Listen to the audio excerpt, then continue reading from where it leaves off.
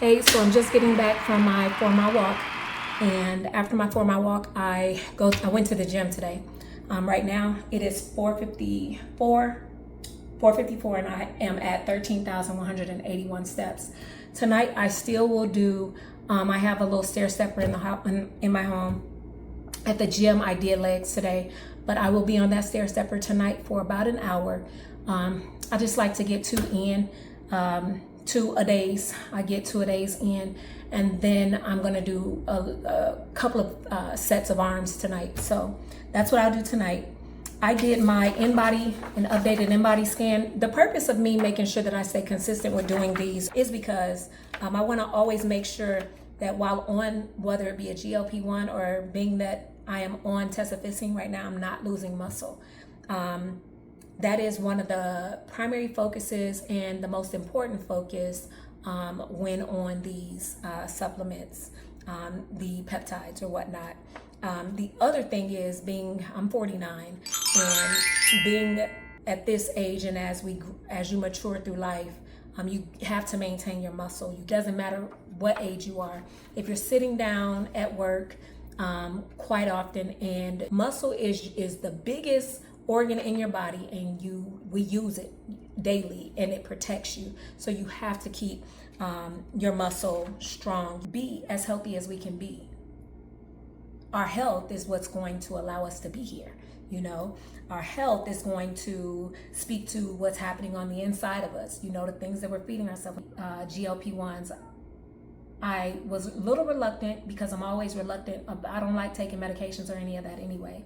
So I was like, what am I putting in my body? I did a lot of the research, and I also trusted the individual that is monitoring and managing me through this, backed with doctors or whatnot. And so I trusted the process. I didn't start until April 3rd of this year. So I was on Retatrutide April 3rd of this year. I'm in there and create a fitness agent just to see how it responds to me. When I started this journey, the day that I started Retatrutide, I did an InBody scan to just see where I was. So I did it. From that scan, that initial scan, they told me what I needed, because I'm on my 4th scan now. They told me what I needed, or they told me where I was. I was, if you can see this, it's 142, and that's my visceral fat. Oof.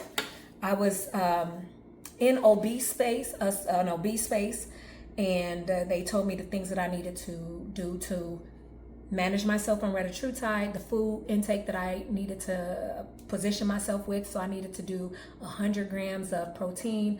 I couldn't do any less than. So it was 120 grams of protein, it was 60 grams of carbs, and no more than 75 grams of fat at that time. So I did that. I came back a month later, did my InBody scan, and I lost muscle, but my visceral fat went down to 122, still above that line. Got to get below the line. So 122, I have to get below the line.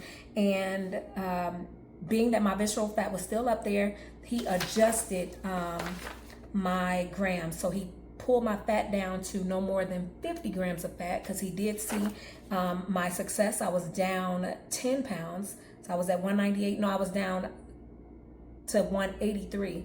So I was down 15 pounds.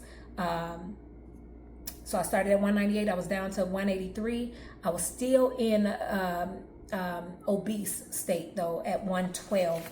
But I lost 30 pounds of visceral fat at that, or 30 centimeters of visceral fat at that point. So with that being said and done, I adjusted. I created my agent through ChatGPT. I created me a fitness coach, told the fitness coach what I wanted it to do for me.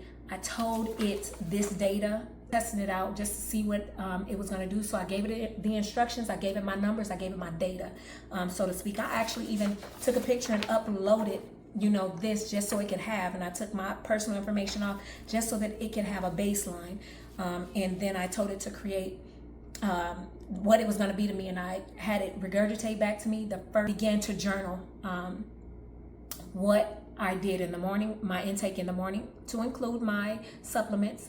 It then said, okay, based off this intake, this is where you are. Maybe I was at 30 grams of protein at that point, 12 grams of carbs, and 11 fat. This is how much you have left to do for the rest of the day.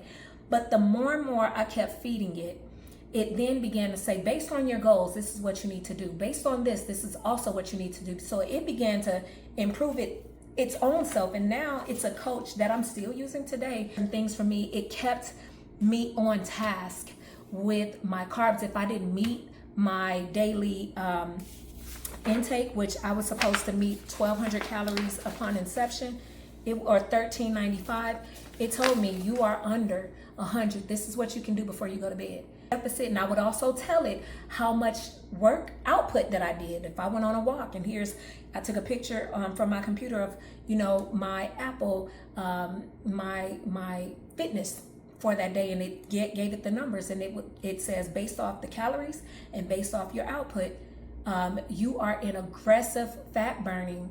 That's in body scan. That's where I am today. So I'm in a progressive state. I will show you my progression, because this body that I have right now, I did not have then. I'm not just losing. Again, you got to keep up with your take care of your muscle. The only way to take care of your muscle on a GLP-1 is feeding your muscle first and foremost. So making sure that you have all the protein that you need. I'm on 150 grams of protein now. I'm no longer on 120. I'm at 150, which has been suggested by those that are overseeing me. Based off my progressions. So they look at my data, and then they take that data and then give me my feedback and my plan moving forward. I take that plan, put it into my fitness coach, and then I journal. As I'm journaling, it then keeps me on task. I think that was the biggest factor that allowed me to lose that weight. I do a lot of Quest snacks. The Quest snacks are the protein snacks. I do Celsius. I also take Bloom. Both of those low calories, 10 per can on each one, but they do have carbs. So you got to monitor when you're taking into plan. I'll stay on that plan, and I'm strict with it. For me, I feel like that's what the challenge was in the past. I didn't have a plan. It may have been suggested on what to do, but this gives me a guide. I'm able to speak to, this coach daily, even though I have those that are monitoring me. Well, they're not here with me, but my coach is, in my hand, and I'm able to say, this is what I did. Or if I don't want to type it in, I'll take a picture. Here's what it is. And it's very good that I created that, because that, I feel, has been the game changer for me. I've lost 31 healthy pounds. I am still losing. I'm gonna keep going as far as loss until I get to 155. I want my fluctuations to always be between 150 and 155. That is my healthy weight. I am 5'8". What else? I will put my progressions on the screen. Here's where I am today. Based off those progressions, but I do also have a photo I took a photo in the gym, flexing on them, of where I am today, so that I can put it in the video that I am going to upload today. I did not start this channel just to give you fitness updates or Sister Lock updates, which is in my, up under my Dry Fit cap, because I use this to keep dry when I'm walking, keep my Sister Locks dry when I'm walking, and then I do my wholeness journeys on journeying towards wholeness on Sundays, Sister Locks on Thursdays, and my fitness updates on Tuesdays. I do this so that I can share enough of myself and my journey. Things said and done, I was on Retatrutide. One thing about Retatrutide is it slows your gastric emptying, and for me, what that did was that kept me a little foggy. That is not why I stopped it. It was suggested by the people that are overseeing me to test out Tesofensine. I did the research on that. I asked why they suggested it. I agreed. And go back about 2 videos, and I break that all down. So listen to what I say in there, because it talks about the science of what Tesofensine does. It does not mess with the gastric emptying, but it does deal with your focus, and it increased your output as far as the energy usage when you're working out and or just throughout the day. So I burn a whole lot more than what I did when I was on Retatrutide. So even though I burn more, if I don't watch what I eat and how I eat, you got to understand what you're doing to your body. There's so many health issues. It's just not heart attacks.